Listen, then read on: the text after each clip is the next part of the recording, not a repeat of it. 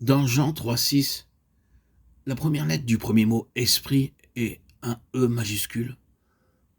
C'est le Saint-Esprit. La première lettre du deuxième mot, l'esprit, est minuscule. C'est l'esprit humain. Dieu est esprit. Et seul mon esprit peut être renouvelé, et non pas mon corps. Le corps restera corps.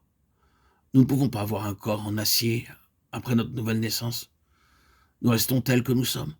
Nous devons manger, nous devons travailler, nous sommes fatigués, lassés.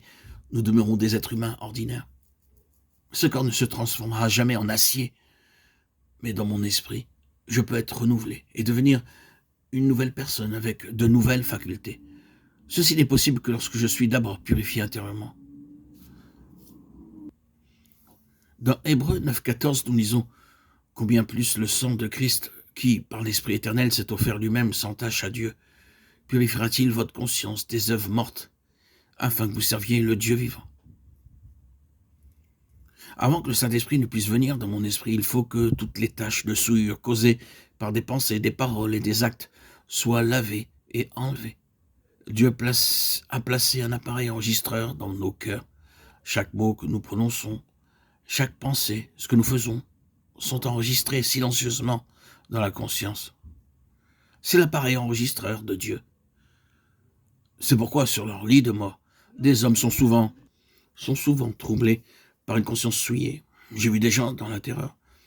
J'ai lu que des hommes tels que Voltaire, le célèbre agnostique français, avaient coutume de se moquer de Dieu et de le ridiculiser dans bon nombre des livres qu'il écrivit.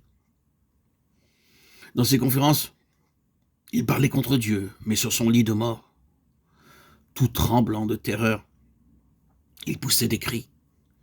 Sa peur était si terrible qu'aucune infirmière ne pouvait le veiller plus d'une nuit. C'est parce qu'il était troublé par une conscience souillée. J'ai vu beaucoup de gens sur leur lit de mort qui n'étaient pas prêts à mourir. « Vous en prie, faites quelque chose », plaidait-il. Certains font la charité afin que miséricorde leur soit faite. D'autres, comme les païens, désirent des cérémonies à cause de la crainte de la mort. En fait, chaque être humain qui ne connaît pas Dieu est troublé sur son lit de mort par sa conscience souillée. Il n'y a pas de paix sur leur visage, seulement la crainte, la terreur et les ténèbres. Mais sur le visage d'un croyant s'exprime la parfaite paix d'un enfant endormi. Dieu déclare dans Jérémie 17,1 « Le péché de Juda est écrit avec un burin de fer, avec une pointe de diamant.